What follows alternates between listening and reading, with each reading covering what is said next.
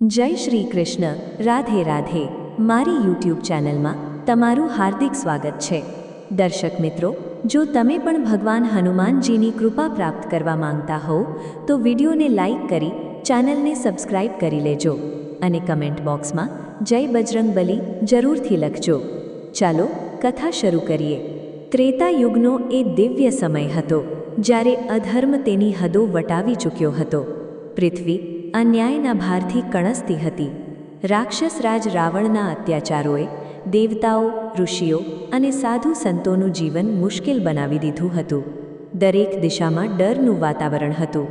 દેવતાઓ વારંવાર ભગવાન વિષ્ણુને પ્રાર્થના કરતા હતા કે હવે ધર્મના રક્ષણ માટે અવતાર લેવો જ પડશે. એ જ સમયે કૈલાશ પર્વત પર ભગવાન શિવ ઊંડી શાંતિમાં લીન હતા. તેમના મુખમાંથી વારંવાર ફક્ત એક જ નામ નીકળતું હતું: શ્રીરામ, શ્રીરામ, શ્રીરામ. તેમના દરેક અંગમાં પ્રભુ શ્રીરામની ભક્તિ વહેતી હતી.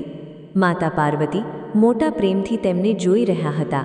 તેમને ખબર હતી કે જ્યારે ભગવાન શિવ આ રીતે ભાવુક થાય છે ત્યારે ચોક્કસ કોઈ દિવ્ય લીલા શરૂ થવાની હોય છે. થોડા સમય પછી ભગવાન શિવે ધીરે ધીરે આંખો ખોલી. તેમની આંખોમાં અદ્ભુત તેજ હતું અને મુખ પર એવી સ્મિત હતી જેમાં ભક્તિ, કરુણા અને દિવ્યતા ત્રણેય એક સાથે દેખાતા હતા.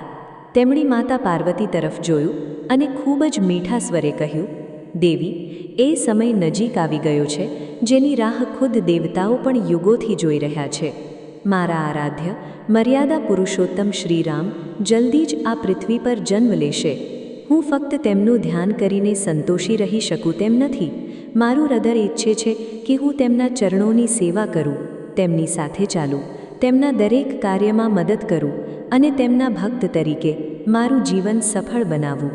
ભગવાન શિવના આ વચન સાંભળીને માતા પાર્વતીનું હૃદય ભાવુક થઈ ગયું. તેમણે હાથ જોડીને કહ્યું: પ્રભુ, તમારા માટે શ્રીરામ ફક્ત ભગવાન નથી, તમારા પ્રાણ છે. તમારી આ ઈચ્છા ખૂબ જ પવિત્ર છે, પણ એક વાત મારા હૃદયને ચિંતામાં મૂકે છે. જો તમે પૃથ્વી પર અવતાર લેશો તો શું હું તમારી સાથે નહીં હોઉં? શું તે દિવ્ય લીલામાં મને તમારી સાથે રહેવાનું સૌભાગ્ય નહીં મળે? ભગવાન શિવ ધીમેથી હસ્યા. તેમણે માતા પાર્વતીનો હાથ પોતાના હાથમાં લીધો અને બોલ્યા: દેવી, જ્યાં શિવ છે ત્યાં શક્તિ હંમેશા રહે છે. તમે મારી પાસેથી ક્યારેય અલગ નથી થઈ શકતા. આ વખતે પણ એવું જ થશે. હું વાનર સ્વરૂપે અવતાર લઈને શ્રીરામની સેવા કરીશ અને તમે મારી સાથે મારા જ અંશ તરીકે હંમેશા સાથે રહેશો. સંસાર તે રહસ્યને ખૂબ પછી સમજી શકશે, પણ આપની આ લીલા અનંતકાળ સુધી ભક્તોને ભક્તિ, સમર્પણ અને પ્રેમનો સંદેશ આપતી રહેશે. તે જ ક્ષણે કૈલાશ પર્વત પર અદ્ભુત પ્રકાશ ફેલાઈ ગયો. દેવતાઓને એવો અનુભવ થયો જાણે બ્રહ્માંડમાં કોઈ મોટો સંકલ્પ લેવાઈ ગયો હોય. દિશાઓ સુગંધિત થઈ ગઈ. ધીમી પવન લહેરકી વહેવા લાગી. આકાશમાંથી દિવ્ય ફૂલોની વર્ષા થવા લાગી. ઋષિ મુનિઓના હૃદયમાં કારણ વગર આનંદનો સંચાર થવા લાગ્યો. ખુદ બ્રહ્મા અને વિષ્ણુ પણ આ દિવ્ય સંકલ્પને જાણીને ખુશ થયા, કારણ કે હવે નક્કી થઈ ગયું હતું કે જ્યારે ભગવાન શ્રીરામ પૃથ્વી પર અવતાર લેશે ત્યારે તેમના સૌથી મહાન સેવક પણ તેમની સાથે ચોક્કસ આવશે. બીજી તરફ સ્વર્ગલોકમાં દેવતાઓની સભા ભરાઈ હતી. બધા દેવતાઓ આવનારા સમયની યોજનાઓ પર વિચાર કરી રહ્યા હતા. દરેક દેવતા ઈચ્છતા હતા કે તેમને પણ શ્રીરામની સેવાનો અવસર મળે. ત્યારે બ્રહ્માજીએ જાહેરાત કરી કે બધા દેવતાઓ પોતાના અંશથી વાનર અને રીંછના સ્વરૂપે પૃથ્વી પર જન્મ લે, જેથી સમય આવીએ તેઓ શ્રીરામની મદદ કરી શકે.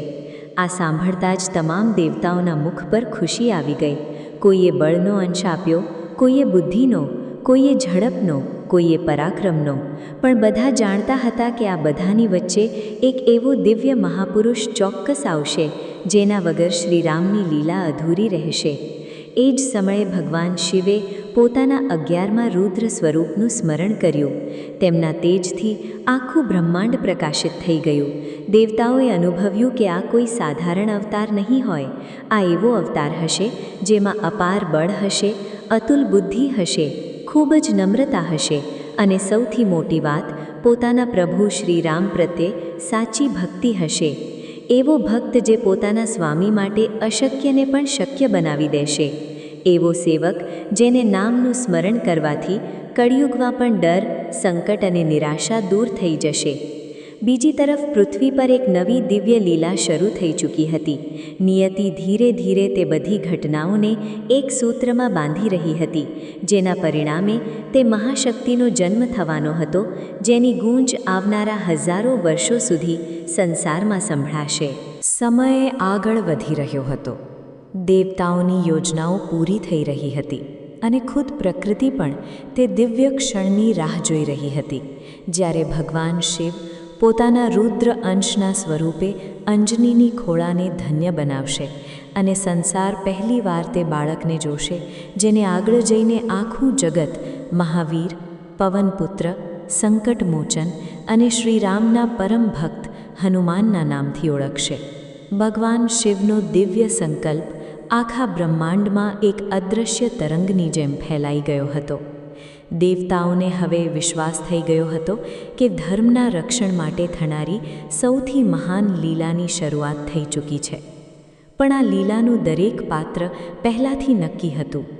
જે રીતે ભગવાન શ્રીરામ માટે અયોધ્યા તૈયાર કરવામાં આવી રહી હતી, તે જ રીતે તેમના સૌથી મહાન સેવક માટે પણ પૃથ્વી પર એક પવિત્ર પરિવાર પસંદ થઈ ચૂક્યો હતો.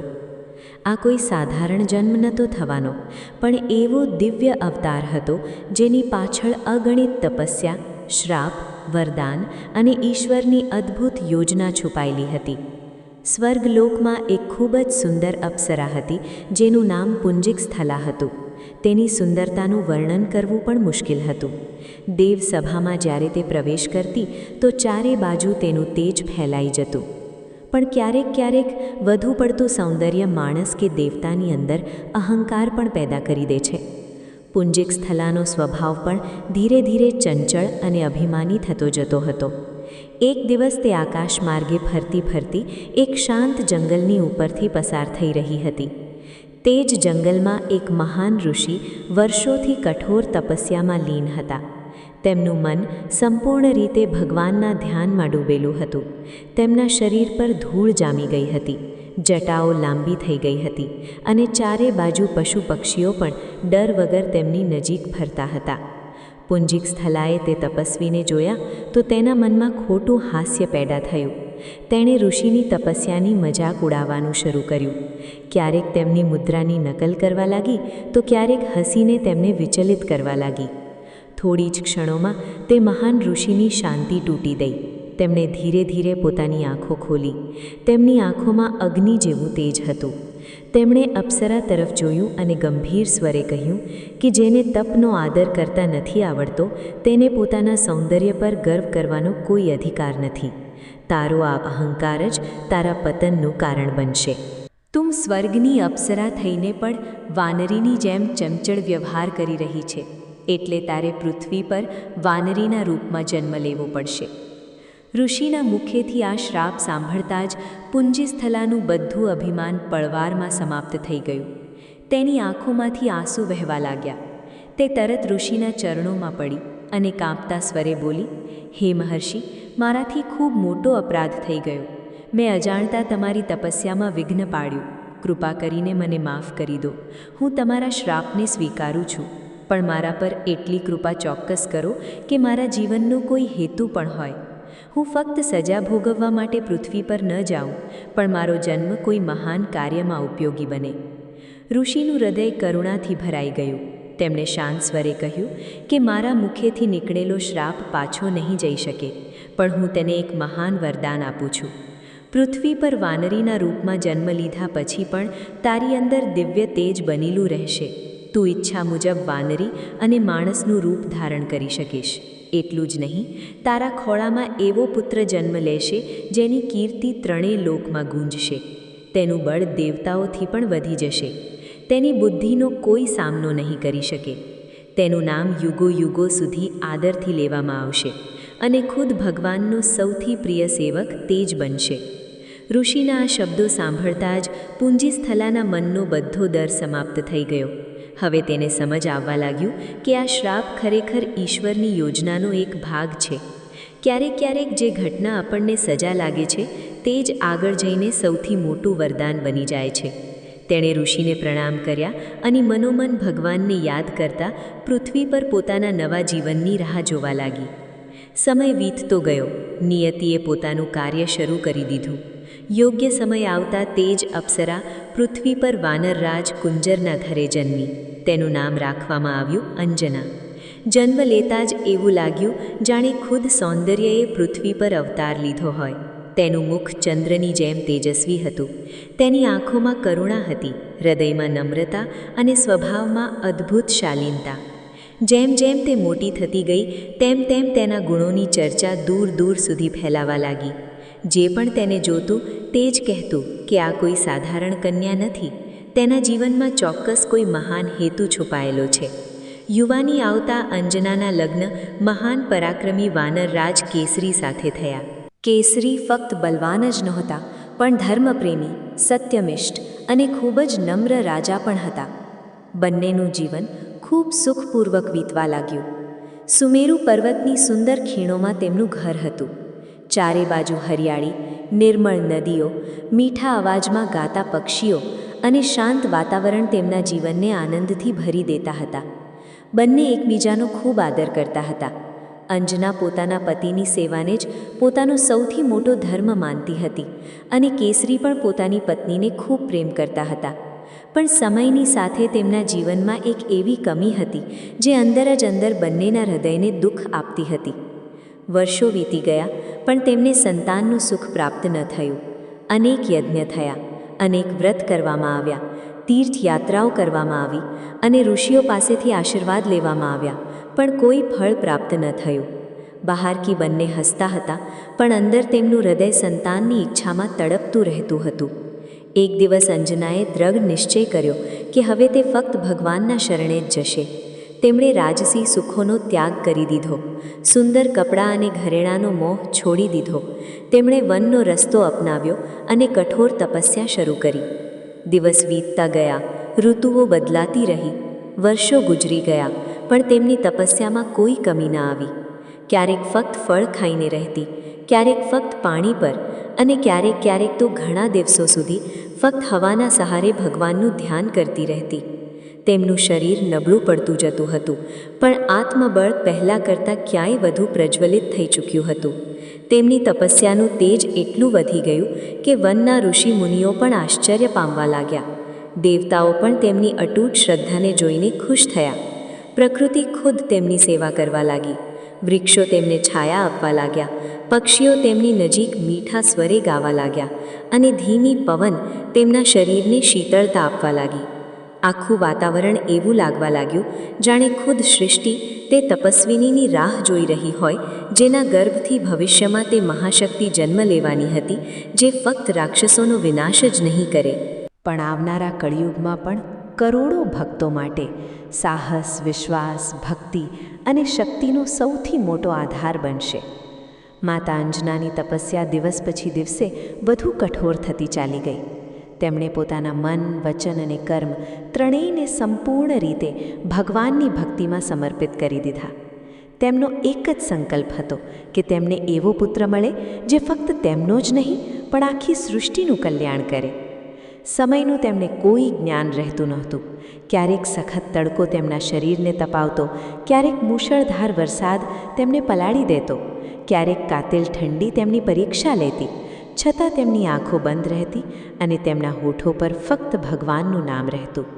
તેમનું શરીર ભલે નબળું દેખાતું હતું, પણ તેમની તપસ્યાનું તેજ એટલું પ્રખર થઈ ચૂક્યું હતું કે તેની અસરથી આખું વન દિવ્ય પ્રકાશથી ઝળહળી રહ્યું હતું.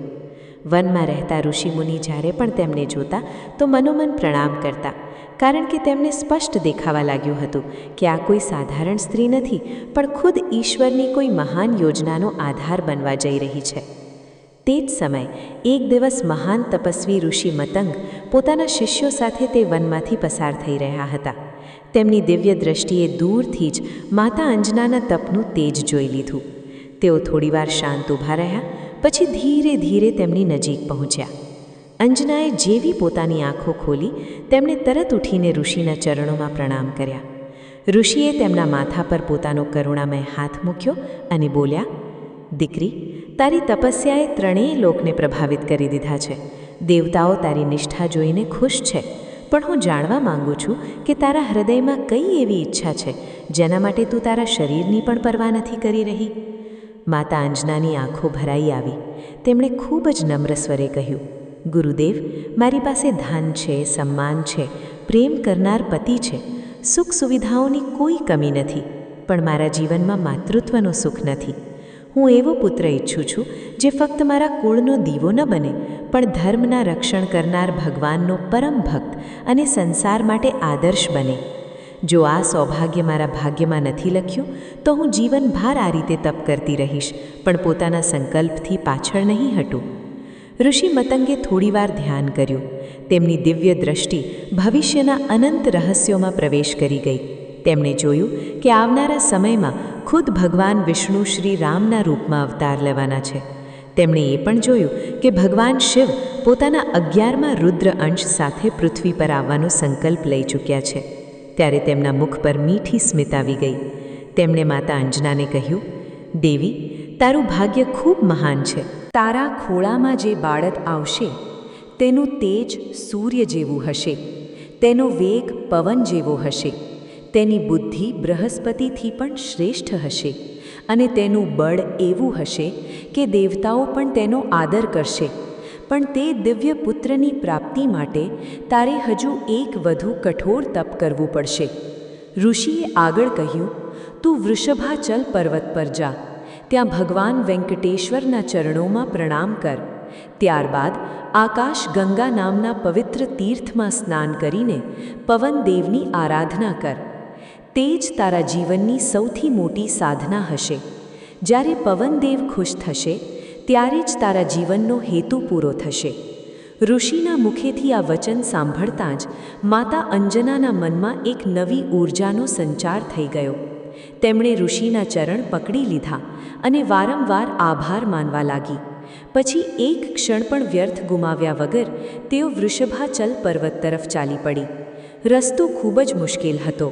ઊંચા ઊંચા પર્વત, ઊંડા જંગલ, હિંસક પશુ, પથરાળા માર્ગો અને ઝડપથી વહેતી નદીઓ તેમની સામે હતી.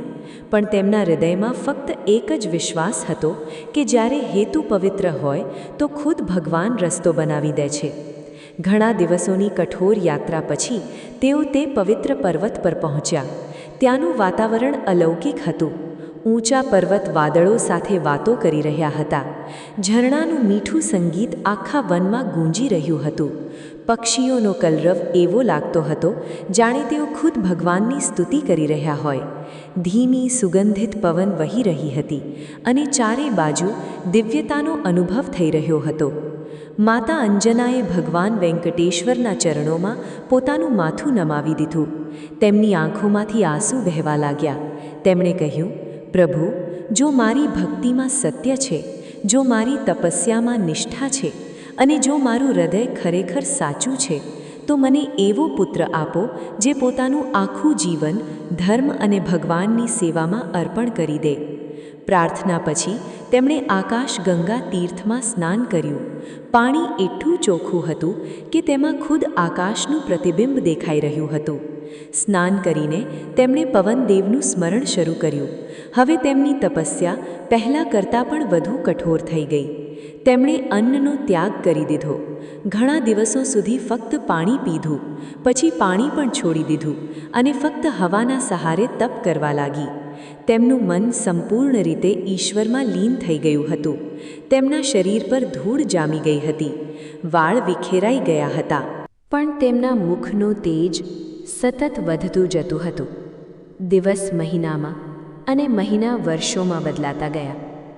દેવતાઓની સભામાં પણ હવે માતા અંજનાની તપસ્યાની ચર્ચા થવા લાગી. ઇન્દ્રએ કહ્યું કે આવી તપસ્યા તો મોટા મોટા ઋષિ પણ નથી કરી શકતા. વરુણે કહ્યું કે તેમના ધૈર્યની કોઈ સીમા નથી. અગ્નિદેવે કહ્યું કે તેમનો તપ અગ્નિથી પણ વધુ પ્રખર થઈ ચૂક્યો છે. ખુદ બ્રહ્માજીએ ખુશ થઈને કહ્યું કે હવે એ સમય દૂર નથી જ્યારે આ તપસ્યા તેનું દિવ્ય ફળ આપશે. બીજી તરફ કૈલાશ પર્વત પર ભગવાન શિવ ધ્યાનમગ્ન બેઠા હતા. તેમણે પોતાની અંતરદ્રષ્ટિથી માતા અંજનાની તપસ્યાને જોઈ. તેમના મુખ પર કરુણા અને પ્રસન્નતા એક સાથે દેખાઈ. તેમણે મનોમન કહ્યું, દેવી અંજના, તારું ધૈર્ય વ્યર્થ નહીં જાય. જે પુત્રની તું ઈચ્છા કરી રહી છે તે ફક્ત તારો પુત્ર નહીં હોય, તે મારો અંશ હશે. તે મારા હૃદયની ભક્તિનું સ્વરૂપ હશે. તે શ્રીરામના ચરણોનો સૌથી મહાન સેવક બનશે. સંસાર તેને બળ માટે નહીં, તેની નમ્રતા માટે યાદ કરશે.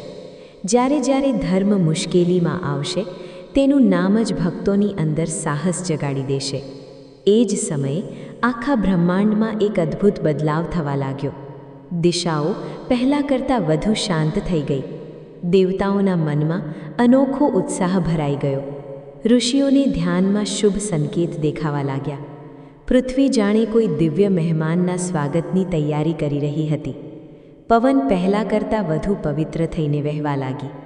આકાશમાં શુભ વાદળ મંડરાવા લાગ્યા. પ્રકૃતિનો દરેક કણ જાણે કોઈ મહાન ક્ષણની રાહ જોઈ રહ્યો હતો. ઈશ્વરની યોજના તેના સૌથી મહત્ત્વના ભાગમાં પ્રવેશ કરી ચૂકી હતી અને સમય ખુદ તે દિવ્ય અવતારના સ્વાગત માટે પોતાના પગલાં ધીરે ધીરે આગળ વધારી રહ્યો હતો. માતા અંજનાની તપસ્યા હવે તેની ટોચ પર પહોંચી ચૂકી હતી. તેમનું શરીર ખૂબ જ નબળું થઈ ગયું હતું, પર તેમના મુખનું તેજ હજારો સૂર્ય સમાન ચમકતું હતું. તેમની એક એક શ્વાસ ભગવાનના નામમાં સમર્પિત થઈ ચૂકી હતી. તેમની આંખો બંધ હતી, પણ તેમના હૃદયમાં ફક્ત એક જ સંકલ્પ ધગધગી રહ્યો હતો, એવો પુત્ર જે ફક્ત તેમનો નહીં પણ ધર્મનો રક્ષક બને. તેમના તપની શક્તિ એટલી પ્રબળ થઈ ચૂકી હતી કે દેવતાઓના સિંહાસન સુધી તે તેજ અનુભવવા લાગ્યું. ચારે બાજુ એવી દિવ્યતા ફેલાઈ ગઈ હતી કે વનના હિંસક પશુ પણ તેમની નજીક આવીને શાંત ભાવે બેસી જતા. પક્ષીઓ તેમના ખભા પર આવીને ડર વગર ગાવા લાગતા. વૃક્ષો પરથી ફૂલો જાતે જ નીચે પડતા અને ધીમી વાતી પવન તેમના શરીરને શીતળતા આપતી રહેતી. એવું લાગતું હતું જાણે ખુદ પ્રકૃતિ તે મહાન તપસ્વિનીની સેવા કરી રહી હોય, જેના ગર્ભથી જલ્દી જ યુગોનો સૌથી મહાન ભક્ત જન્મ લેવાનો હતો. એ જ વચ્ચે એક દિવસ કૈલાશ પર્વત પર ભગવાન શિવ ઊંડા ધ્યાનમાં લીન હતા. તેમની આંખો બંધ હતી, પણ તેમની અંતરદૃષ્ટિ આખી સૃષ્ટિને જોઈ રહી હતી. તેમણે માતા અંજનાની તપસ્યા જોઈ, તેમના ત્યાગને જોયો, તેમની નિષ્ઠાને જોઈ, તેમના હૃદયની પવિત્રતા જોઈ. ભગવાન શિવના મુખ પર કરુણા ભરેલી સ્મિત ફેલાઈ ગઈ. તેમણે મનોમન કહ્યું, આવી નિષ્કામ ભક્તિ દુર્લભ હોય છે, જે ફક્ત પોતાના સુખ માટે નહીં પણ સંસારના કલ્યાણ માટે સંતાનની ઈચ્છા રાખે, તે ખરેખર મહાન છે. હવે સમય આવી ગયો છે કે આ તપસ્યાને તેનું ફળ મળે. તે જ ક્ષણે ભગવાન શિવના દિવ્ય શરીરથી અદ્ભુત પ્રકાશ નીકળ્યો. તે પ્રકાશ એટલું પ્રચંડ હતો કે થોડી ક્ષણો માટે આખો કૈલાશ પર્વત દિવ્ય જ્યોતિથી ભરાઈ ગયો. માતા પાર્વતીએ તે પ્રકાશને જોયો તો તેમના મુખ પર પણ ખુશી આવી ગઈ. ભગવાન શિવને કહ્યું, દેવી, હવે તે સમય નજીક છે જ્યારે મારો 11મો રુદ્ર અંશ પૃથ્વી પર જન્મ લેશે. હું ખુદ શ્રીરામની સેવા માટે જન્મ લઈશ. મારો આ અવતાર બળનો નહીં, ભક્તિનું પ્રતીક હશે. સંસાર તેને મહાબલી કહેશે, પણ તેની સૌથી મોટી ઓળખ તેનું નમ્ર હૃદય હશે. તે પોતાના જીવનની દરેક ક્ષણ પોતાના પ્રભુ શ્રી રામના ચરણોમાં અર્પણ કરશે. માતા પાર્વતીએ પ્રેમથી ભગવાન શિવ તરફ જોયું અને કહ્યું, પ્રભુ, જો તમે પૃથ્વી પર જઈ રહ્યા છો તો હું તમારી પાસેથી અલગ કેવી રીતે રહી શકું? મારું અસ્તિત્વ તો તમારા વગર અધૂરું છે. ભગવાન શિવ હસ્યા અને બોલ્યા, દેવી, શક્તિ વગર શિવ પૂરા નથી થતા. તમે પણ મારી સાથે રહેશો. સંસાર આ રહસ્યને ખૂબ પછી સમજશે, પણ મારા તે દિવ્ય સ્વરૂપની પૂંછડીમાં તમારી શક્તિ હંમેશા રહેશે. એટલે ભવિષ્યમાં જ્યારે રાવણ લંકામાં તે પૂંછડીને સળગાવવાનો પ્રયાસ કરશે, ત્યારે અગ્નિ પણ તેને બાળી નહીં શકે, કારણ કે જ્યાં શક્તિ ખુદ હાજર હોય ત્યાં અગ્નિ પણ પોતાનો પ્રભાવ ખોઈ દે છે. બીજી તરફ માતા અંજના પોતાની તપસ્યામાં લીન હતી. ત્યારે અચાનક આકાશમાં તેજ ગતિએ વહેતી દિવ્ય સુગંધિત પવનનો પ્રવાહ થયો. વાતાવરણ પહેલાં કરતાં વધુ શાંત અને પવિત્ર થઈ ગયું. ફૂલોની વર્ષા થવા લાગી. આકાશમાં દેવતાઓના વાદ્યો વાગવા લાગ્યા. એ જ સમયે પવનદેવ અદૃશ્ય સ્વરૂપમાં ત્યાં હાજર થયા. તેઓ માતા અંજનાની તપસ્યાથી ખૂબ ખુશ હતા. તેમણે જોયું કે આ તપ ફક્ત પુત્ર પ્રાપ્તિ માટે નહીં, પણ ધર્મની સેવા માટે કરવામાં આવ્યો છે. તેમના હૃદયમાં કરુણા ઉમટી પડી. થોડી જ ક્ષણો પછી પવનદેવ દિવ્ય સ્વરૂપમાં માતા અંજનાની સામે પ્રગટ થયા. તેમનું તે તેજ એટલું અદ્ભુત હતું કે આખો પર્વત પ્રકાશથી ભરાઈ ગયો. માતા અંજનાએ તરત ઉઠીને તેમને પ્રણામ કર્યા. પવનદેવે ખૂબ જ મીઠા સ્વરે કહ્યું, હે દેવી, તારી તપસ્યાએ મને ખૂબ ખુશ કર્યો છે. તારા જેવું ધૈર્ય, સંયમ અને શ્રદ્ધા ખૂબ દુર્લભ છે. તારો ખોળો હવે વધુ સમય સુધી ખાલી નહીં રહે. તને એવો પુત્ર પ્રાપ્ત થશે જેની ગતિ મારા જેવી હશે. તેનું બળ અપાર હશે. તેની બુદ્ધિ અતુલ્ય હશે. તે દેવતાઓ માટે પણ સન્માનનો વિષય બનશે. કોઈ શસ્ત્ર તેને હરાવી નહીં શકે. કોઈ દુશ્મન તેના સાહસને નહીં તોડી શકે. તે ધર્મના રક્ષણ માટે જન્મ લેશે અને ભગવાન શ્રી રામનો સૌથી પ્રિય સેવક બનશે. પવનદેવના આ વચન સાંભળીને માતા અંજનાની આંખમાંથી આનંદના આંસુ વહેવા લાગ્યા. તેમણે હાથ જોડીને કહ્યું, પ્રભુ, જો મારો પુત્ર ખરેખર ભગવાનની સેવા કરી શકે, જો તેનું જીવન ધર્મ માટે સમર્પિત થઈ જાય, તો આ જ મારા જીવનનું સૌથી મોટું સૌભાગ્ય હશે. મને કોઈ રાજ્ય વૈભવ કે યશની ઈચ્છા નથી. મને ફક્ત એટલા આશીર્વાદ આપો કે મારો પુત્ર હંમેશા નમ્ર રહે અને પોતાના પ્રભુના ચરણોથી ક્યારેય દૂર ન થાય. પવનદેવ હસ્યા. તેમણે કહ્યું, દેવી, તારી આ નમ્રતા તારા પુત્રનું સૌથી મોટું ઘરેણું બનશે. સંસાર તેના બળની પ્રશંસા કરશે, પણ ભગવાન શ્રી રામ તેના હૃદયની પવિત્રતાથી ખુશ થશે. તે જેટલો શક્તિશાળી હશે એટલો જ નમ્ર પણ રહેશે. તેના માટે જીતનો અર્થ ફક્ત પોતાના પ્રભુની સેવા હશે. આ કહીને પવનદેવ અંતર્ધ્યાન થઈ ગયા. પણ તેમના જતાં જ આખી પ્રકૃતિ બદલાઈ ચૂકી હતી. વૃક્ષો પર નવા ફૂલ ખીલી ઉઠ્યા. સૂકી ડાળીઓ પર હરિયાળી પાછી આવી. ઝરણાનું પાણી પહેલાં કરતાં વધુ ચોખ્ખું થઈ ગયું. પક્ષીઓનો કલરવ મીઠો થઈ ગયો. એવું લાગતું હતું જાણે આખી સૃષ્ટિ તે દિવ્ય ક્ષણનું સ્વાગત કરી રહી હોય, જે હવે વધુ દૂર નહોતી. નિયતિ પોતાની ગતિએ આગળ વધી રહી હતી. દેવતાઓ રાહ જોઈ રહ્યા હતા. ઋષિમુનિ શુભ સંકેત જોઈ રહ્યા હતા. ખુદ પૃથ્વી આનંદથી રોમાંચિત હતી, કારણ કે ખૂબ જલ્દી તે પોતાના આંચળમાં તે દિવ્ય બાળકને રાખવાની હતી, જેનું નામ આવનારા અનંત યુગો સુધી શ્રદ્ધા, સાહસ, ભક્તિ અને સમર્પણનું સૌથી મોટું પ્રતીક બની જશે. માતા અંજનાને પવનદેવના દિવ્ય આશીર્વાદ મળી ચૂક્યા હતા, પણ ઈશ્વરની લીલા હજુ પૂરી નહોતી થઈ. દેવતાઓના આશીર્વાદની સાથે સાથે સમય પણ તે મહાન ક્ષણની રાહ જોઈ રહ્યો હતો, જ્યારે ખુદ ભગવાન વિષ્ણુ શ્રી રામના રૂપમાં અવતાર લેશે અને તેમના પરમ સેવક પણ પૃથ્વી પર આવવાની તૈયારી કરશે. બીજી તરફ અયોધ્યા નગરીમાં પણ એક એવી જ વ્યથા હતી, જે વર્ષોથી મહારાજ દશરથ અને તેમની ત્રણેય રાણીઓના હૃદયને અંદરને અંદર દુઃખ આપી રહી હતી. વિશાળ સામ્રાજ્ય, અપાર ધન સંપત્તિ, ખૂબ યશ અને પ્રજાનું પ્રેમ હોવા છતાં રાજા દશરથનું જીવન અધૂરું હતું, કારણ કે તેમના વંશને આગળ વધારનાર કોઈ વારસદાર નહોતો. સમય વીતતો જતો હતો અને તેમના મુખ પર ચિંતાની રેખાઓ દિવસ પછી દિવસે ઊંડી થતી જતી હતી. રાજમહેલમાં ઉત્સવ થતા હતા, સંગીત ગૂંજતું હતું, પણ રાજાના હૃદયમાં એક મૌન દુઃખ હંમેશા રહેતું હતું. એક દિવસ કુળગુરુ ઋષિ વશિષ્ઠે રાજા દશરથને કહ્યું કે હવે સમય આવી ગયો છે કે પુત્ર પ્રાપ્તિ માટે પરમ પવિત્ર પુત્રેષ્ઠી યજ્ઞ કરવામાં આવે. આ કોઈ સાધારણ યજ્ઞ નહોતો. આ એવો દિવ્ય અનુષ્ઠાન હતો જેને પૂરી શ્રદ્ધા, નિયમ અને વેદ મંત્રો સાથે કરવામાં આવતો હતો. મહારાજ દશરથે વગર વિલંબે બધી તૈયારીઓ શરૂ કરી દીધી. દૂર દૂરથી મહાન ઋષિ, મુનિ અને વિદ્વાન બ્રાહ્મણ અયોધ્યા પહોંચ્યા. યજ્ઞશાળાને દિવ્ય ફૂલો, ચંદન, ધૂપ અને વેદ મંત્રોની ગૂંજથી સજાવવામાં આવી. ચારે દિશામાં પવિત્રતાનું એવું વાતાવરણ હતું જાણે ખુદ દેવતાઓ તે યજ્ઞમાં સામેલ થવા માટે ઉતરી આવ્યા હોય. યજ્ઞ શરૂ થયો. અગ્નિ પ્રગટાવવામાં આવી. વેદોની રૂચાઓ ગૂંજવા લાગી.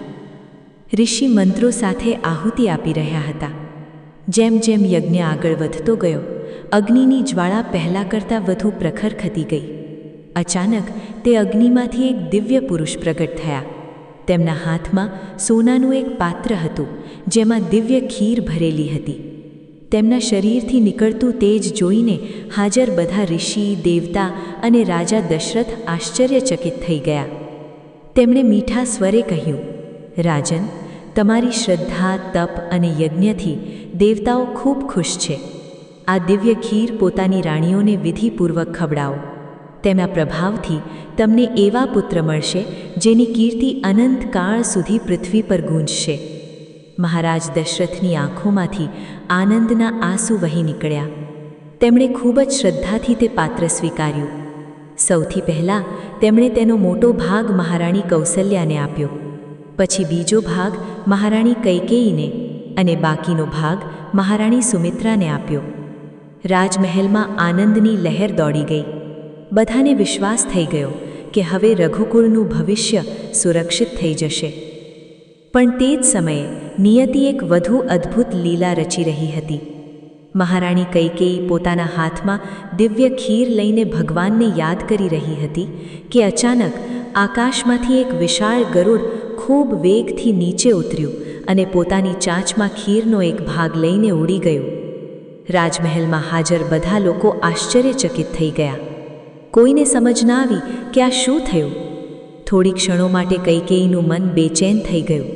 પણ મહારાણી કૌસલ્યા અને માતા સુમિત્રાએ વગર કોઈ સંકોચના પોતાના ભાગમાંથી થોડી થોડી ખીર તેમને આપી દીધી.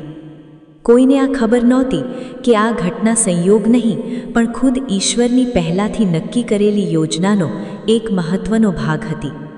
બીજી તરફ તે જ ગરુડ આકાશમાં ખૂબ જ ઝડપી ગતિએ ઉડી રહ્યું હતું. ત્યારે અચાનક આકાશમાં તેજ પવન ચાલવા લાગી. આ કોઈ સાધારણ હવા નહોતી.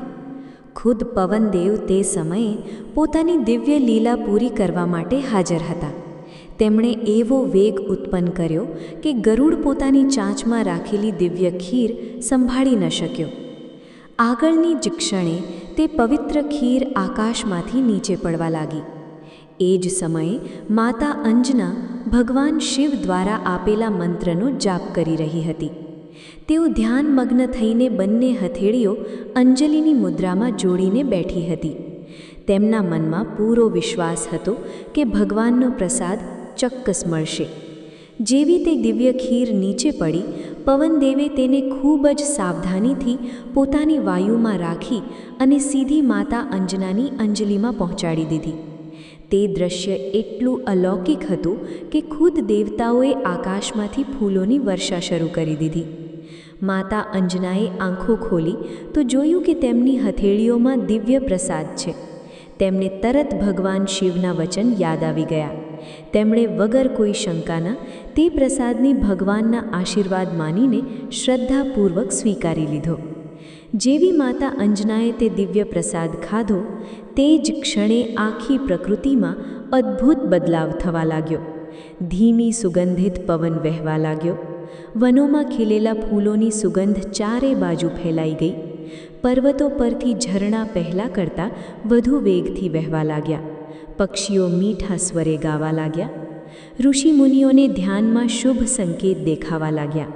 દેવતાઓના મુખ પર ખુશી આવી ગઈ, કારણ કે હવે તે ક્ષણ આવી ગઈ હતી જેની રાહ યુગોથી જોવાઈ રહી હતી.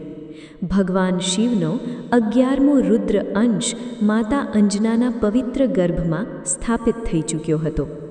જ્યારે આ સમાચાર વાનર કેસરી સુધી પહોંચ્યા તો તેમના આનંદની કોઈ સીમા ન રહી. તેમણે ભગવાનને વારંવાર યાદ કર્યા અને પોતાની પત્નીના ચરણોમાં બેસીને કહ્યું, દેવી, તારી તપસ્યા સફળ થઈ. તારા ધૈર્યએ આજે આપણા જીવનને પૂરું કરી દીધું. પણ માતા અંજનાના મુખ પર ગર્વનો લેશ માત્ર પણ નહોતું. તેમણે શાંત સ્વરે ફક્ત એટલું જ કહ્યું, આ બધું મારી તપસ્યાનું નહીં, પ્રભુની કૃપાનું ફળ છે. જો મારા ગર્ભમાં પલી રહેલું આ બાળક ખરેખર ભગવાનની સેવા માટે આવ્યું છે તો મારું જીવન ધન્ય થઈ ગયું. તે દિવસથી માતા અંજનાની દરેક ક્ષણ ભક્તિ, કૃતજ્ઞતા અને આનંદમાં વીતવા લાગી. તેમના મુખનું તેજ દિવસ પછી દિવસે વધવા લાગ્યું. ઋષિમુનિ જ્યારે પણ તેમને જોતા મનોમન પ્રણામ કરતા. દેવતાઓની દ્રષ્ટિ હંમેશા તેમની તરફ રહેતી. વૃક્ષો પર ખીલેલા ફૂલો પોતાની સુગંધથી વાતાવરણને મહેકાવી રહ્યા હતા. પક્ષીઓ ખૂબ જ મીઠા સ્વરના ગાન કરી રહ્યા હતા. એવું લાગતું હતું જાણે આખી પ્રકૃતિ ખુદ કોઈ દિવ્ય મહેમાનના સ્વાગતમાં સજી ગઈ હોય. તે શુભ વેળામાં માતા અંજનાએ એક અદ્ભુત તેજનો અનુભવ કર્યો. તેમનું આખું શરીર દિવ્ય પ્રકાશથી ઝળહળી ઉઠ્યું. આગળની જ ક્ષણે ભગવાન શિવના 11મા રુદ્ર અંશે બાળક તરીકે તેમના ખોળાને ધન્ય કરી દીધું. જેવું તે દિવ્ય બાળકે જન્મ લીધો, ચારે દિશામાં અલૌકિક પ્રકાશ ફેલાઈ ગયો. દેવતાઓએ આકાશમાંથી ફૂલોની વર્ષા શરૂ કરી દીધી. ગંધર્વો મીઠું સંગીત ગાવા લાગ્યા. અપ્સરાઓ આનંદથી નૃત્ય કરવા લાગી. ઋષિમુનિ ધ્યાનની બહાર આવી ગયા, કારણ કે તેમણે પોતાની દિવ્ય દૃષ્ટિથી સમજી લીધું હતું કે આજે પૃથ્વી પર એક એવો મહાપુરુષ જન્મ્યો છે જેની કીર્તિ યુગો યુગો સુધી ગવાશે. જ્યારે માતા અંજનાએ પહેલીવાર પોતાના પુત્રને જોયો તો તેમની આંખો આનંદના આંસુથી ભરાઈ ગઈ. બાળકનું સ્વરૂપ ખૂબ જ અલૌકિક હતું. તેનો વર્ણ સોના જેવો તેજસ્વી હતો. તેની આંખોમાં અદ્ભુત ચમક હતી. તેના મુખ પર એવી મીઠી સ્મિત હતી જેને જોઈને દરેકનું હૃદય ખુશ થઈ જાય. તેના કાનમાં સોનાના કુંડળ શોભી રહ્યા હતા. તેના શરીર પર દિવ્ય તેજનો પ્રકાશ હતો. એવું લાગતું હતું જાણે ખુદ ભગવાને પોતાના હાથથી તે બાળકનું નિર્માણ કર્યું હોય. માતા અંજના તેને વારંવાર પોતાના હૃદયથી લગાવી લેતી અને ભગવાનનો આભાર માનતી કે તેમણે તેમને આટલું મહાન સૌભાગ્ય આપ્યું. વાનર કેસરીને જ્યારે આ શુભ સમાચાર મળ્યા તો તેઓ દોડતા આવ્યા. જેવું તેમણે પોતાના પુત્રને જોયો, તેઓ થોડી ક્ષણો સુધી કંઈ પણ બોલ્યા વગર ઊભા રહી ગયા. તેમની આંખોમાંથી આંસુ વહેવા લાગ્યા. તેમણે પોતાના બંને હાથ જોડીને ભગવાન શિવને પ્રણામ કર્યા અને કહ્યું, પ્રભુ, હું આ લાયક નહોતો કે મને આવો પુત્ર મળે. આ બધું તમારી અસીમ કૃપા છે. હું વચન આપું છું કે આ બાળકનો ઉછેર ધર્મ, સત્ય અને ભક્તિના માર્ગ પર કરીશ. સુમેરુ પર્વત પર ઉત્સવ શરૂ થઈ ગયો. ચારે બાજુ આનંદ જ આનંદ હતો. ઋષિમુનિ બાળકને આશીર્વાદ આપવા આવ્યા. બધાએ તેના તેજને જોઈને એક અવાજે કહ્યું કે આ બાળક સાધારણ નથી. તેના શરીરમાં અદ્ભુત શક્તિ છુપાયેલી છે. તેના જીવનનો હેતુ ફક્ત પોતાના પરિવારનું કલ્યાણ નહીં, પણ આખી સૃષ્ટિનું હિત છે. તે ભવિષ્યમાં એવા કાર્યો કરશે જેને સાંભળીને યુગો યુગો સુધી લોકો આશ્ચર્ય કરતા રહેશે. દિવસ વીતવા લાગ્યા. બાળક હનુમાન ધીરે ધીરે મોટા થવા લાગ્યા, પણ તેમની બાળલીલાઓ પણ સામાન્ય બાળકો જેવી ન હતી. જન્મથી જ તેમાં અપાર ઊર્જા હતી. તેઓ ક્યારેક એક જ કૂદકામાં ઊંચા વૃક્ષ પર પહોંચી જતા, ક્યારેક પર્વતની ઊંચી ખડકો પર રમતા, ક્યારેક વનના સિંહ અને હાથીઓની વચ્ચે ડર વગર ફરતા. આશ્ચર્યની વાત એ હતી કે હિંસક પશુ પણ તેમને જોઈને શાંત થઈ જતા. એવું લાગતું હતું જાણે આખું વન તેમને પોતાનો સ્વામી માની ચૂક્યું હોય. માતા અંજના તેમને પ્રેમથી સમજાવતી કે પુત્ર, શક્તિનો ઉપયોગ ફક્ત રક્ષણ માટે કરવો જોઈએ, ક્યારેય અહંકાર માટે નહીં. બાળક હનુમાન પોતાની માતાની દરેક વાત ધ્યાનથી સાંભળતા. તેઓ ખૂબ ચંચળ ચોક્કસ હતા, પણ તેમના હૃદયમાં કોઈના પ્રત્યે નફરત ન હતી. તેઓ બધાને પ્રેમ કરતા હતા. આ જ કારણ હતું કે વનના ઋષિ પણ તેમને જોઈને ખુશ થઈ જતા અને મનોમન કહેતા કે આ બાળક ભવિષ્યમાં ફક્ત પોતાની શક્તિથી નહીં, પણ પોતાની નમ્રતા અને ભક્તિથી સંસારનું હૃદય જીતી લેશે. એક દિવસ સવારે માતા અંજના કોઈ જરૂરી કામથી વનમાં ફળ લેવા ચાલી ગઈ. તેમણે પોતાના નાના બાળકને પ્રેમથી પારણામાં સોડાવ્યો અને જલ્દી પાછા આવવાનું આશ્વાસન આપ્યું. થોડા સમય સુધી તો બાળક શાંત રહ્યા, પણ ધીરે ધીરે તેમને ભૂખ લાગવા લાગી. તેમણે પોતાની માતાને ચારેય બાજુ શોધ્યા, પણ તેઓ ક્યાંય દેખાયા નહીં. તેમની નિર્દોષ આંખોમાં ભૂખ અને ઉત્સુકતા બંને દેખાતા હતા. તે જ સમયે પૂર્વ દિશામાં ઉગતો લાલ સૂર્ય તેમની દૃષ્ટિમાં આવ્યો. તે એટલો ચમકદાર અને આકર્ષક દેખાઈ રહ્યો હતો કે બાળક હનુમાનને લાગ્યું જાણે આકાશમાં કોઈ ખૂબ જ સ્વાદિષ્ટ લાલ ફળ લટકી રહ્યું હોય. તેમની બાળબુદ્ધિમાં માત્ર એક જ વિચાર આવ્યો કે આ સુંદર ફળ ચોક્કસ ખાવું જોઈએ. આગળની જ ક્ષણે તેમની અંદર છુપાયેલી દિવ્ય શક્તિ જાગી ઉઠી અને તેમણે દર વગર તે લાલ સૂર્ય તરફ એવી અદ્ભુત છલાંગ લગાવી જેને જોઈને ખુદ દેવતાઓ પણ આશ્ચર્યચકિત થઈ ગયા. જેવું બાળક હનુમાને ઉગતા લાલ સૂર્યને એક પાકેલું મીઠું ફળ સમજ્યું, તેમના નિષ્કપટ બાળ મનમાં તેને મેળવવાની તીવ્ર ઈચ્છા જાગી ઉઠી. તેમને એ જરા પણ ખબર નહોતી કે તે આખા બ્રહ્માંડને પ્રકાશ આપનારા સૂર્યનારાયણ છે. તેમના માટે તે ફક્ત એક ચમકતું લાલ ફળ હતું જે આકાશમાં તેમની પહોંચથી થોડે દૂર દેખાઈ રહ્યું હતું. આગળની જ ક્ષણે તેમણે પોતાના બંને નાના પગથી પૃથ્વી પર એટલો જોર લગાવ્યો કે આખો પર્વત ધ્રુજી ઉઠ્યો. વિશાળ વૃક્ષો હલવા લાગ્યા, પર્વતની ખડકોમાંથી ધૂળ ઉડવા લાગી અને બાળક હનુમાન વીજળીની ગતિએ આકાશ તરફ ઉડી ગયા. તેમની ગતિ એટલી અદ્ભુત હતી કે ખુદ પવનદેવ પણ થોડી ક્ષણો માટે આશ્ચર્ય પામ્યા. પછી આગળની જ પળે તેમને યાદ આવ્યું કે આ તો તેમનો પોતાનો પુત્ર છે.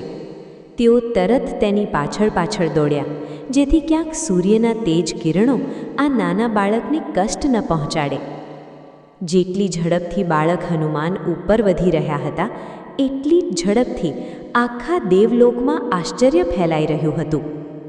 દેવતાઓએ જોયું કે એક નાનું બાળક ડર વગર આકાશની ઊંચાઈઓને પાર કરતું સીધું સૂર્ય તરફ વધી રહ્યું છે. કોઈએ આવું દ્રશ્ય પહેલાં ક્યારેય જોયું નહોતું. ઇન્દ્રએ આશ્ચર્યથી કહ્યું, આ બાળક કોણ છે જેની ગતિ ખુદ હવા કરતાં પણ વધુ લાગે છે? વરુણે કહ્યું, તેની અંદર કોઈ સાધારણ શક્તિ નથી. અગ્નિદેવ હસ્યા અને બોલ્યા, તેના તેજમાં ખુદ મહાદેવની ઝલક દેખાઈ રહી છે. બ્રહ્માજી શાંત ભાવે બધું જોઈ રહ્યા હતા.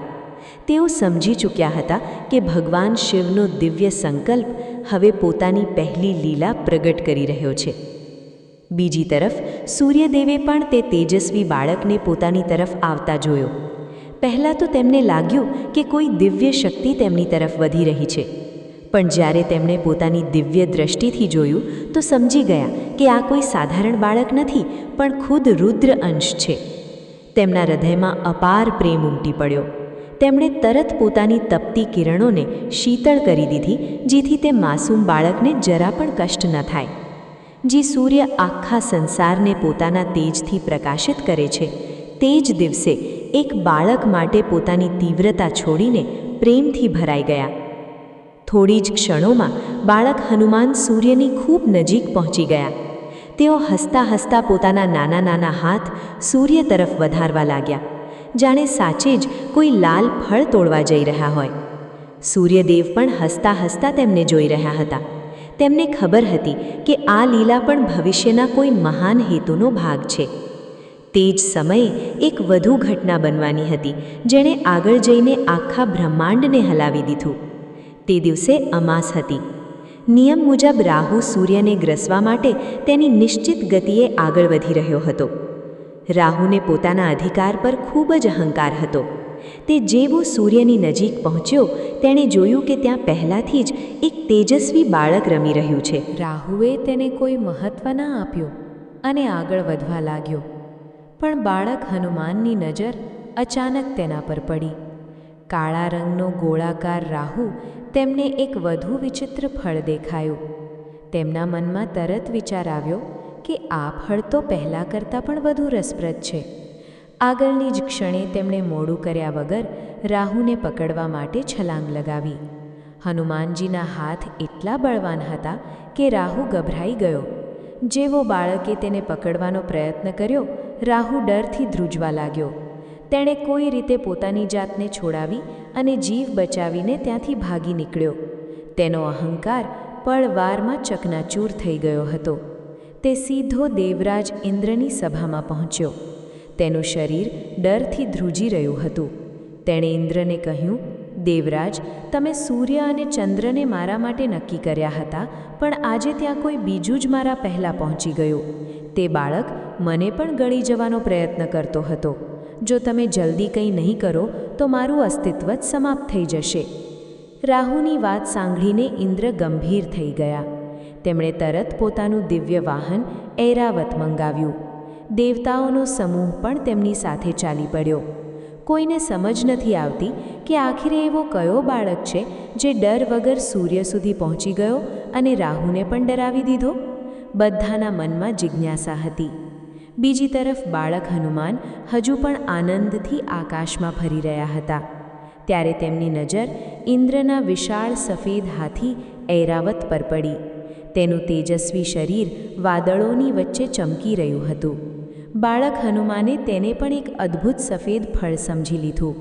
તેમના મનમાં ફરી એ જ બાળ સહજ કુતૂહલ જાગ્યું. તેઓ હસતા હસતા પૂરી ગતિએ ઐરાવત તરફ વધી ગયા. તેમને ન કોઈ દેવતાનો ડર હતો, ન કોઈ શક્તિનો. તેમનું મન સંપૂર્ણ રીતે નિષ્કપટ હતું. તેઓ ફક્ત રમી રહ્યા હતા. દેવરાજ ઇન્દ્રએ જ્યારે તે તેજસ્વી બાળકને સીધો પોતાના વાહન તરફ આવતા જોયો તો તેઓ થોડીવાર માટે ગભરાઈ ગયા. તેમને લાગ્યું કે જો આ બાળક ઐરાવત સુધી પહોંચી ગયો તો કોઈ મોટી અઘટિત ઘટના બની શકે છે. જાણ્યા વગર કે આ કોણ છે અને કયા હેતુથી આવ્યો છે, તેમણે આવેશમાં આવીને પોતાના હાથનો દિવ્ય વજ્ર બાળક હનુમાન તરફ છોડી દીધો. વજ્ર વીજળીની ગતિએ આગળ વધ્યું અને સીધું તે નિષ્પાપ બાળકની હડપચી પર આવીને વાગ્યું. ભયંકર પ્રહારથી બાળક હનુમાન થોડી ક્ષણો માટે બેહોશ થઈ ગયા. તેમનું શરીર આકાશથી નીચે પડવા લાગ્યું. આખું બ્રહ્માંડ જાણે સ્તબ્ધ થઈ ગયું. દેવતાઓના મુખમાંથી સ્મિત ગાયબ થઈ ગયું. સૂર્યદેવનું તેજ ઝાંખું પડી ગયું. પવનદેવે જ્યારે પોતાના પ્રિય પુત્રને આકાશથી પડતા જોયો તો તેમનું હૃદય વ્યાકુળ થઈ ગયું. આગળની જ ક્ષણે તેમણે એટલી તીવ્ર ગતિથી પોતાના પુત્ર તરફ દોડ લગાવી કે દિશાઓ ધ્રુજી ઉઠી. એક ક્ષણે કોઈને પણ આ અંદાજો નહોતો કે ઇન્દ્રના આ એક નિર્ણયનું પરિણામ એવું આવશે કે આખી સૃષ્ટિનું સંતુલન જ ડગમગી જશે. જેવો દેવરાજ ઇન્દ્રનો પ્રચંડ વજ્ર બાળક હનુમાનની હડપચી પર આવીને લાગ્યો તે જ ક્ષણે આખા આકાશમાં એક ભયંકર ગર્જના ગૂંજી ઉઠી. વજ્રના પ્રહારથી તે દિવ્ય બાળક બેહોશ થઈને આકાશથી નીચે પડવા લાગ્યો. દેવતાઓની આંખોની સામે આ દૃશ્ય બન્યું તો થોડી ક્ષણો માટે બધા શાંત થઈ ગયા. હજુ થોડી ક્ષણો પહેલાં જે બાળક હસતા હસતા સૂર્ય તરફ ઉડી રહ્યો હતો તે જ હવે નિશ્ચેતન થઈને પર્વત તરફ પડી રહ્યો હતો. સૂર્યદેવનું હૃદય કરુણાથી ભરાઈ ગયું. તેમણે પોતાની કિરણોનું તેજ વધુ ઝાંખું કરી દીધું. આકાશમાં ફરનારા સિદ્ધ અને ગંધર્વ પણ ડરી ઉઠ્યા. કોઈને સમજ નથી આવતી કે આ શું થઈ ગયું. બીજી તરફ પવનદેવે જેવો પોતાના પ્રિય પુત્રને પડતા જોયો તેઓ વજ્ર કરતાં પણ તેજ ગતિએ તેની તરફ દોડ્યા. તેમણે બાળકને જમીન પર પડતા પહેલાં જ પોતાની બાહોમાં ઝીલી લીધો. બાળક હનુમાનની હડપચી પર ઊંડો પ્રહાર લાગ્યો હતો. તેમના શરીરમાં કોઈ હલચલ નહોતી.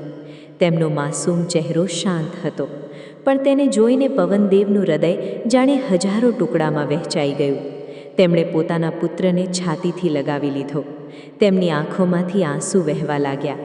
તેઓ વારંવાર તેના મુખને પંપાળતા અને કહેતા, પુત્ર, આંખો ખોલ, તારો પિતા તને બોલાવી રહ્યો છે. પણ બાળક સંપૂર્ણપણે નિશ્ચલ હતો. એક ક્ષણે પવનદેવની અંદર એક પિતાનો પ્રેમ ઉમટી પડ્યો. તેઓ દેવતા ન રહ્યા, તેઓ ફક્ત એક વ્યાકુળ પિતા બની ગયા હતા. તેમના મનમાં વેદના, ગુસ્સો અને કરુણા ત્રણેય એક સાથે ઉમટી પડ્યા. તેમણે આકાશ તરફ જોયું. તેમની આંખોમાં અગ્નિ હતી. તેઓ બોલ્યા, જો મારા નિષ્પાપ પુત્ર સાથે આવો અન્યાય થઈ શકે છે તો આવી સૃષ્ટિના સંચાલનનું શું કામ? જો દેવતાઓનો ન્યાય આ જ છે તો હવે હું પણ આ સંસારને મારી શક્તિનું મહત્ત્વ જણાવી દઈશ. આટલું કહેતા જ પવનદેવ પોતાના પુત્રને લઈને એક ઊંડી પર્વતીય ગુફામાં જતા રહ્યા. તેમણે પુત્રને પોતાની ખોળામાં સુવડાવ્યો અને તે જ ક્ષણે તેમણે આખા બ્રહ્માંડથી પોતાનો પ્રવાહ રોકી દીધો. આગળની જ પળે સૃષ્ટિમાં એવો બદલાવ આવ્યો જેને જોઈને દેવતાઓ પણ ડરથી ધ્રુજી ઉઠ્યા. હવા ચાલતી બંધ થઈ ગઈ. વૃક્ષોના પાંદડા સ્થિર થઈ ગયા. નદીઓની લહેરો જાણે થંભી ગઈ. સમુદ્રના મોજાની ગતિ ધીમી પડી ગઈ. પક્ષીઓનો કલરવ બંધ થઈ ગયો. માણસ, પશુ, પક્ષી, દેવતા, દાનવ, નાગ દરેક પ્રાણીને શ્વાસ લેવામાં મુશ્કેલી થવા લાગી. ધીરે ધીરે આખી પૃથ્વી પર હાહાકાર મચી ગયો. ઋષિઓની તપસ્યા તૂટવા લાગી. યજ્ઞોની અગ્નિ ઝાંખી પડવા લાગી. પર્વતો પર રહેનારા જીવ તડપવા લાગ્યા. વનમાં પશુ આમ તેમ ભાગવા લાગ્યા. નગરોમાં લોકો ડરીને ભગવાનને પુકારવા લાગ્યા. કોઈને સમજ નથી આવતી કે અચાનક આખી સૃષ્ટિ પર આ સંકટ કેમ આવી ગયું. સ્વર્ગલોકમાં પણ સ્થિતિ ખૂબ ગંભીર થઈ ચૂકી હતી. દેવતાઓને શ્વાસ લેવામાં મુશ્કેલી થવા લાગી. ઇન્દ્રનું મુખ પીળું પડી ગયું. અગ્નિદેવનું તેજ ઝાંખું પડી ગયું. વરુણ ચિંતિત થઈ ઉઠ્યા. ચંદ્રદેવની શીતળતા પણ જાણે લુપ્ત થવા લાગી. બધા દેવતાઓ એકબીજા તરફ જોવા લાગ્યા. ત્યારે બ્રહ્માજીએ પોતાની દિવ્ય દૃષ્ટિથી આખી ઘટના જોઈ. તેમણે ગંભીર સ્વરે કહ્યું, આ સંકટ કોઈ અસુરે ઉત્પન્ન નથી કર્યું. આ સંકટ ખુદ પવનદેવના શોકનું પરિણામ છે. તેમણે પોતાના પુત્રના વિયોગમાં આખી સૃષ્ટિથી વાયુનો પ્રવાહ રોકી દીધો છે. જો જલ્દી તેમને શાંત નહીં કરવામાં આવે તો થોડા જ સમયમાં બધા પ્રાણીઓ નાશ પામશે. આ સાંભળતા જ બધા દેવતાઓના મુખ પર ડર છવાઈ ગયો. હવે તેમને પોતાની ભૂલનો અહેસાસ થવા લાગ્યો. દેવરાજ ઇન્દ્રનું માથું શરમથી નમી ગયું. તેમણે સ્વીકાર્યું કે તેમણે વિચાર્યા વગર, બાળકનું સત્ય જાણ્યા વગર આવેશમાં આવીને વજ્ર ચલાવી દીધું. તેમને પોતાના નિર્ણય પર ઊંડો પછતાવો થવા લાગ્યો. બ્રહ્માજીએ તરત બધા દેવતાઓને સાથે ચાલવાનો આદેશ આપ્યો. ભગવાન વિષ્ણુ, દેવરાજ ઇન્દ્ર, સૂર્યદેવ, વરુણ, કુબેર, યમરાજ, વિશ્વકર્મા અને અનેક દેવતાઓ પવનદેવને મનાવવા માટે તે ગુફા તરફ ચાલી પડ્યા, જ્યાં તેઓ પોતાના પુત્રને ખોળામાં લઈને શાંત બેઠા હતા. જ્યારે બધા દેવતાઓ ત્યાં પહોંચ્યા તો તેમણે એક ખૂબ જ માર્મિક દ્રશ્ય જોયું. પવનદેવ એક પથ્થર પર બેઠા હતા. તેમની ખોળામાં નાના હનુમાન સૂતા હતા. તેમનો હાથ હજુ પણ બાળકના માથા પર હતો. તેમની આંખો લાલ થઈ ગઈ હતી. ચહેરા પર અપાર દુઃખ હતું. ગુફાની અંદર સંપૂર્ણ શાંતિ હતી. તે શાંતિમાં એક પિતાની પીડા સ્પષ્ટ સંભળાતી હતી. બ્રહ્માજી ધીરે ધીરે આગળ વધ્યા. તેમણે ખૂબ જ કરુણાથી પવનદેવના ખભે પર હાથ મૂક્યો અને બોલ્યા, વાયુદેવ, તમારું દુઃખ અમારું પણ દુઃખ છે. આ બાળક કોઈ સાધારણ બાળક નથી. તેની અંદર ખુદ રુદ્રનો અંશ છે. તેની લીલા હજુ શરૂ પણ નથી થઈ. તે ભવિષ્યમાં ભગવાન શ્રી રામનો સૌથી મહાન સેવક બનશે. તેના વગર ધર્મના સ્થાપનાનું કાર્ય પૂરું નહીં થાય. કૃપા કરીને તમારા ગુસ્સાને શાંત કરો. આખી સૃષ્ટિ તમારી તરફ આશાથી જોઈ રહી છે. પવનદેવની આંખોમાંથી આંસુ વહેતા રહ્યા. તેમણે ધીમા સ્વરે કહ્યું, જ્યારે મારા નિર્દોષ પુત્ર પર વગર અપરાધે વજ્ર ચલાવવામાં આવ્યો ત્યારે કોઈએ તેને બચાવવાનો પ્રયત્ન કેમ ન કર્યો? શું તેનો અપરાધ ફક્ત એટલો હતો કે તે એક બાળક હતો? શું તેની નિષ્કપટતા જ તેનો ગુનો બની ગઈ? બ્રહ્માજી થોડી ક્ષણો શાંત રહ્યા. પછી તેમણે ખૂબ જ પ્રેમપૂર્વક બાળક હનુમાનના માથા પર પોતાનો દિવ્ય હાથ મૂક્યો. તેમના સ્પર્શની સાથે જ અદ્ભુત પ્રકાશ ગુફામાં ફેલાઈ ગયો. તે પ્રકાશ એટલો તેજસ્વી હતો કે આખી ગુફા દિવ્ય જ્યોતિથી ભરાઈ ગઈ. આગળની જ ક્ષણે બાળક હનુમાનના શરીરમાં હલચલ થવા લાગી. તેમની આંગળીઓ હલી. તેમની પાંપણમાં ધ્રુજારી આવી. પછી તેમણે ધીરે ધીરે પોતાની આંખો ખોલી. જેવી બાળક હનુમાનની સ્મૃતિ આવી તેવી જ પવનદેવની આંખોમાંથી વહેતા આંસુ આનંદમાં બદલાઈ ગયા. તેમણે તરત પોતાના પુત્રને છાતીથી લગાવી લીધો. દેવતાઓના મુખ પર પણ ખુશી પાછી આવી. એવું લાગ્યું જાણે આખી સૃષ્ટિએ એક સાથે રાહતનો શ્વાસ લીધો હોય. પણ આ ફક્ત શરૂઆત હતી. હવે દેવતાઓએ પોતાની ભૂલનું પ્રાયશ્ચિત કરવાનું હતું. તેઓ જાણતા હતા કે આ બાળક ભવિષ્યમાં ફક્ત મહાન જ નહીં બને, પણ યુગો યુગો સુધી ધર્મનો સૌથી મોટો આધાર બનશે. એટલે દરેક દેવતાએ નક્કી કર્યું કે તેઓ આ દિવ્ય બાળકને એવું વરદાન આપશે જે તેને સંસારનો અદ્વિતીય મહાવીર બનાવી દેશે, અને જેના કારણે ભવિષ્યમાં કોઈ પણ દૈત્ય, કોઈ પણ અસ્ત્ર, કોઈ પણ સંકટ તેની સામે ટકી શકશે નહીં. જેવો બ્રહ્માજીના કરકમળોનો સ્પર્શ બાળક હનુમાનના માથા પર થયો, તેવો જ તેમના શરીરમાં દિવ્ય ચેતના ફરી જાગી ઉઠી. તેમની આંખો ધીરે ધીરે ખુલી. અને તેમના મુખ પર એ જ નિષ્કપટ મીઠી અને તેજસ્વી સ્મિતિ પાછી આવી ગઈ, જેણે થોડી જ ક્ષણો પહેલાં આખા દેવલોકને આશ્ચર્યમાં નાખી દીધું હતું.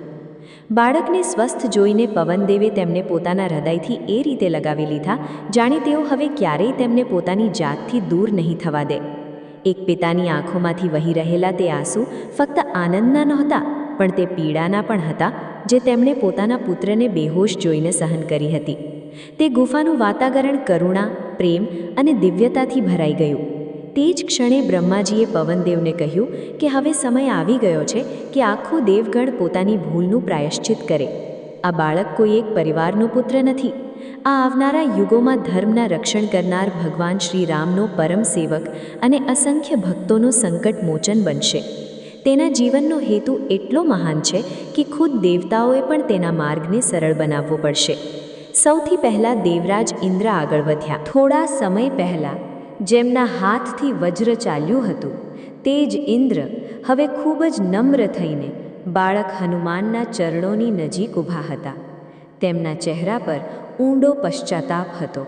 તેમણે હાથ જોડીને કહ્યું, હે દિવ્ય બાળક, મેં તને ઓળખ્યા વગર આવેશમાં આવીને જે ગુનો કર્યો છે તેના માટે મને માફ કર.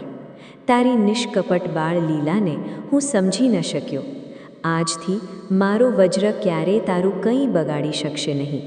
સંસારનું કોઈ પણ વજ્ર, કોઈ પણ આકાશી અસ્ત્ર તને નુકસાન પહોંચાડી શકશે નહીં. જે હનુ એટલે કે હડપચ્છી પર મારા વજ્રનો પ્રહાર થયો, તે જ કારણથી આજથી તારું નામ હનુમાન હશે, અને આ જ નામ યુગો યુગો સુધી આદરથી લેવામાં આવશે. જે પણ ભક્ત સંકટના સમયે તારું નામ લેશે, તેની અંદર પણ સાહસ જાગી ઉઠશે. ઇન્દ્ર પછી સૂર્યદેવ આગળ આવ્યા. તેમના મુખ પર પિતા જેવો પ્રેમ હતો. તેમણે બાળકને જોઈને કહ્યું, હે મહાવીર, આજે તે મને ફળ સમજીને પકડવા માંગ્યો હતો, પણ ભવિષ્યમાં હું ખુદ તારો ગુરુ બનીશ. હું મારા તેજ, મારા જ્ઞાન અને મારા તમામ વેદાંગોનો પ્રકાશ તને અર્પણ કરું છું. સંસારમાં એવો કોઈ શિષ્ય નહીં હોય જે તારા જેવું જ્ઞાન, વિવેક અને સ્મરણ શક્તિ મેળવી શકે. તું જેટલું સાંભળીશ તેટલું જ તરત હૃદયમાં ધારણ કરી લઈશ. તારી બુદ્ધિ એટલી તીવ્ર હશે કે મોટા મોટા ઋષિ પણ તારા જ્ઞાન પર આશ્ચર્ય કરશે. પછી વરુણ દેવ આગળ વધ્યા. તેમણે પોતાનું વરદાન આપતા કહ્યું, આજથી પાણી તારું ક્યારેય ખરાબ નહીં કરે. મહાસાગર હોય, નદી હોય કે પાણીનો જથ્થો, તું જ્યાં ઈચ્છીશ ત્યાં નિર્ભય થઈને ફરી શકીશ. કોઈ પણ પાણી તને રોકી નહીં શકે. ભવિષ્યમાં જ્યારે સમય આવશે, તું એક જ કૂદકામાં તે સમુદ્રને પાર કરી જઈશ, જેને જોઈને મોટા મોટા વીર પણ ડરી જશે. આ પછી અગ્નિદેવે પોતાના બંને હાથ આશીર્વાદની મુદ્રામાં ઉઠાવ્યા અને બોલ્યા, હું તને એ વરદાન આપું છું કે અગ્નિ તારા માટે હંમેશા શીતળ રહેશે. સંસારની કોઈ પણ જ્વાળા તને બાળી નહીં શકશે. ભવિષ્યમાં જ્યારે તું ધર્મના રક્ષણ માટે અધર્મના શહેરને અગ્નિમાં સમર્પિત કરીશ, ત્યારે પણ અગ્નિ તારું વાળ પણ વાંકું નહીં કરી શકશે. તે તારી સેવિકા બનીને ફક્ત અધર્મનો વિનાશ કરશે. યમરાજ પણ આગળ આવ્યા. તેમણે ગંભીર સ્વરે કહ્યું, હે રૌદ્રાવતાર, મારા દંડની તારા પર ક્યારેય અસર નહીં થશે. જ્યાં સુધી તારો પોતાનો સંકલ્પ ન હોય ત્યાં સુધી મૃત્યુ તારી નજીક પણ નહીં આવે. તું ચિરંજીવી રહીશ, યુગ બદલાતા રહેશે. રાજવંશ સમાપ્ત થતા રહેશે, પર્વતો તૂટશે, નદીઓ પોતાનો માર્ગ બદલશે, પણ તું ભક્તોના રક્ષણ માટે આ પૃથ્વી પર હંમેશા હાજર રહીશ. આ પછી કુબેરે કહ્યું, સંસારનો કોઈ પણ લોભ, કોઈ પણ વૈભવ, કોઈ પણ મોહ તારા મનને ક્યારેય ભટકાવી નહીં શકશે. તારી અંદર હંમેશા વૈરાગ્ય, સેવા અને ત્યાગની ભાવના બનેલી રહેશે. તારી સૌથી મોટી સંપત્તિ ફક્ત ભગવાન શ્રી રામની ભક્તિ હશે, અને તે જ તને આખા બ્રહ્માંડમાં સૌથી ધની બનાવી દેશે. વિશ્વકર્મા આગળ વધ્યા. તેમણે કહ્યું, મેં જેટલા પણ દિવ્ય અસ્ત્ર અને શસ્ત્ર બનાવ્યા છે, તેમાંથી કોઈ પણ તને નુકસાન પહોંચાડી શકશે નહીં. ભલે તે દેવતાઓનું અસ્ત્ર હોય કે દાનવોનું કોઈ પણ શસ્ત્ર તારા શરીરને ભેદી નહીં શકશે. તારું શરીર વજ્ર કરતાં પણ વધુ મજબૂત હશે. આ પછી ભગવાન શિવ ખુદ અદૃશ્ય સ્વરૂપે ત્યાં પ્રગટ થયા. બધા દેવતાઓએ તેમને પ્રણામ કર્યા. મહાદેવે પોતાના જ રુદ્ર અંશને પ્રેમથી જોયું. તેમની આંખોમાં કરુણા અને ગર્વ બંને હતા. તેમણે કહ્યું, પુત્ર, તું મારો જ અંશ છે, પણ આ જન્મમાં તારો ગૌરવ મારી શક્તિથી નહીં, તારી ભક્તિથી હશે. સંસાર તને બળવાન કહેશે, પણ તારી સૌથી મોટી શક્તિ તારું નમ્ર હૃદય હશે. તારો પરાક્રમ જેટલો મહાન હશે, તારો અહંકાર એટલો જ શૂન્ય રહેશે. તું જેટલો શક્તિશાળી બનીશ, તેટલો જ વધુ પોતાના પ્રભુ શ્રી રામના ચરણોમાં સમર્પિત રહીશ. ત્યારે બ્રહ્માજીએ છેલ્લું અને ખૂબ જ મહત્ત્વનું વરદાન આપ્યું. તેમણે કહ્યું, હે બાળક, તને અપાર બળ, બુદ્ધિ અને પરાક્રમ પ્રાપ્ત થશે, પણ એક સમય એવો પણ આવશે જ્યારે ઋષિઓના શ્રાપને કારણે તું થોડા સમય માટે પોતાની શક્તિને ભૂલી જઈશ. આ શ્રાપ હકીકતમાં તારા માટે વરદાન હશે, કારણ કે જો બાળપણની ચંચળતામાં તને તારી સંપૂર્ણ શક્તિ યાદ રહી, તો આખી સૃષ્ટિ તારી લીલાઓથી ભટકી જશે. જ્યારે ધર્મના રક્ષણનો સમય આવશે, જ્યારે ભગવાન શ્રી રામનું કાર્ય સામે હશે, ત્યારે કોઈ મહાપુરુષ તને તારી શક્તિનો યાદ અપાવશે, અને તે જ ક્ષણે તારું તમામ તેજ ફરી જાગી ઉઠશે. તે દિવસે સંસાર જોશે કે ભગવાનનો સાચો સેવક શું કરી શકે છે. દેવતાઓના આ દિવ્ય વરદાનથી આખું વાતાવરણ ફરી આનંદમય થઈ ગયું. પવનદેવે ધીરે ધીરે પોતાનો ગુસ્સો શાંત કર્યો. તેમણે સંસારમાં ફરી વાયુનો સંચાર શરૂ કર્યો. આગળની જ ક્ષણે આખી પૃથ્વી પર જીવન પાછું આવ્યું. વૃક્ષો ફરી લહેરાવા લાગ્યા, નદીઓ ફરી વહેવા લાગી, પક્ષીઓએ મીઠો અવાજ શરૂ કરી દીધો, યજ્ઞોની અગ્નિ ફરી પ્રગટી ઉઠી, માણસોએ રાહતનો શ્વાસ લીધો, દેવતાઓના મુખ પર સ્મિત પાછી આવી. આખું બ્રહ્માંડ જાણે એકવાર ફરી જીવંત થઈ ગયું. બાળક હનુમાન હવે પહેલાં કરતાં પણ વધુ તેજસ્વી દેખાઈ રહ્યા હતા. તેમની અંદર દેવતાઓના તમામ વરદાન સમાઈ ચૂક્યા હતા, પણ તેમની આંખોમાં હજુ પણ એ જ નિષ્કપટતા હતી. તેઓ હસતા હસતા ક્યારેક બ્રહ્માજી તરફ જોતા, ક્યારેક પવનદેવ તરફ અને ક્યારેક સૂર્યદેવ તરફ. તેમને આ વાતનો જરા પણ અહંકાર નહોતો કે હમણાં જ આખી દેવસભાએ તેમને અદ્વિતીય વરદાનથી શણગાર્યા છે. આ જ તેમની સૌથી મોટી વિશેષતા હતી. જેટલી શક્તિ વધતી ગઈ, તેટલી જ નમ્રતા પણ વધતી ગઈ. તે દિવસ પછી સુમેરુ પર્વત પર રહેનારા તમામ ઋષિ અને દેવગણ એક વાત સારી રીતે સમજી ચૂક્યા હતા કે આ બાળક ફક્ત બળનું પ્રતીક નથી. આ આવનારા સમયમાં ભક્તિ, સેવા, ત્યાગ, નમ્રતા, નિષ્ઠા અને ધર્મનો એવો દીવો બનશે જેની જ્યોત ક્યારેય ઓલવાવાની નથી. હજુ તેની બાળ લીલાની શરૂઆત હતી, પણ સમય આવતા આ જ બાળક પ્રભુ શ્રી રામનો એવો સેવક બનશે જેની ભક્તિને ખુદ ભગવાન પણ યુગો યુગો સુધી પ્રણામ કરશે. સમય ધીરે ધીરે આગળ વધતો ગયો. બાળક હનુમાન હવે પહેલાં કરતાં વધુ તેજસ્વી, વધુ બુદ્ધિશાળી અને વધુ પરાક્રમી થતા જઈ રહ્યા હતા. દેવતાઓના વરદાનથી શણગારાયેલા હોવા છતાં તેમના મનમાં અહંકારનું નામ નિશાન નહોતું. તેઓ દરરોજ પોતાની માતા અંજના અને પિતા કેસરીની સેવા કરતા, ઋષિઓના આશ્રમોમાં જઈને પ્રણામ કરતા અને વનના પશુ પક્ષીઓ સાથે એ જ રીતે પ્રેમથી રમતા, જે રીતે કોઈ સાધારણ બાળક રમે છે. તેમની બાળ લીલાઓ આખા વનમાં પ્રખ્યાત થવા લાગી હતી. ક્યારેક તેઓ પર્વતની ઊંચી ટોચ પર પહોંચી જતા, ક્યારેક વિશાળ વૃક્ષોને એક જ કૂદકામાં પાર કરી લેતા અને ક્યારેક સિંહ તથા હાથીઓની વચ્ચે ડર વગર ફરતા. પણ તેમના હૃદયમાં કોઈના પ્રત્યે અભિમાન નહોતું. આ જ કારણ હતું કે દેવતાઓ પણ તેમના તેજ કરતા તેમની નમ્રતાને પ્રણામ કરતા. એક દિવસ અનેક ઋષિ કોઈ મહત્વના યજ્ઞમાં લીન હતા. બાળક હનુમાન પોતાની સ્વાભાવિક ચંચળતામાં ત્યાં પહોંચી ગયા. ક્યારેક તેઓ યજ્ઞની સામગ્રી ઉઠાવી લેતા, ક્યારેક કમંડળ લઈને દોડતા, ક્યારેક ધ્યાનમગ્ન ઋષિઓની જટાઓ સાથે રમતા અને ક્યારેક તેમની સામે બેસીને હસવા લાગતા. તેમનો હેતુ કોઈનું અપમાન કરવાનો નહોતો. તેઓ તો એક નિષ્કપટ બાળક હતા જેમને પોતાની અલૌકિક શક્તિઓનું ખુદ પણ પૂરું જ્ઞાન નહોતું. ઋષિઓએ પહેલાં તો તેમને પ્રેમથી સમજાવ્યા, પણ તેમને બાળ ચંચળતા અટકવાનું નામ નહોતી લેતી. ત્યારે બધા ઋષિઓએ વિચાર્યું કે જો આ બાળકને અત્યારે પોતાની સંપૂર્ણ શક્તિનું જ્ઞાન રહ્યું તો ભવિષ્યમાં તેની બાળ લીલાઓથી આખી સૃષ્ટિ ભટકી જશે. અંતમાં ઋષિઓએ કરુણા અને દૂરદર્શિતાથી એક એવો શ્રાપ આપ્યો જે હકીકતમાં એક મહાન વરદાન સાબિત થયો. તેમણે કહ્યું, હે વાનર બાળક, આજથી તું પોતાની દિવ્ય શક્તિઓને ભૂલી જઈશ. જ્યાં સુધી કોઈ તને તારા વાસ્તવિક સ્વરૂપ અને ક્ષમતાનું યાદ નહીં અપાવે ત્યાં સુધી તને પોતાના બળનું જ્ઞાન નહીં થશે. પણ જે દિવસે ધર્મના રક્ષણનો સમય આવશે અને ભગવાનના કાર્યની જરૂર હશે તે જ દિવસે તારી બધી શક્તિ ફરી જાગી ઉઠશે. આ શ્રાપ સાંભળીને પણ બાળક હનુમાન હસી દીધા. તેમને કોઈ દુઃખ ન થયું, કારણ કે તેમના હૃદયમાં છલ કપટ હતું જ નહીં. બીજી તરફ દેવતાઓએ પણ ખુશ થઈને કહ્યું કે આ જ યોગ્ય છે. હવે આ દિવ્ય બાળક સાચા સમયે જ પોતાની સંપૂર્ણ શક્તિનો ઉપયોગ કરશે. સમય વીતતો ગયો. બાળક હનુમાન મોટા થવા લાગ્યા. તેમણે સૂર્યદેવને પોતાના ગુરુ બનાવ્યા. દરરોજ સૂર્યની સાથે સાથે ચાલતા તેમણે વેદ, વેદાંગ, ઉપનિષદ, વ્યાકરણ, શાસ્ત્ર, ધનુર્વેદ, નીતિ, યોગ, આયુર્વેદ અને અગણિત વિદ્યાઓનો અભ્યાસ કર્યો.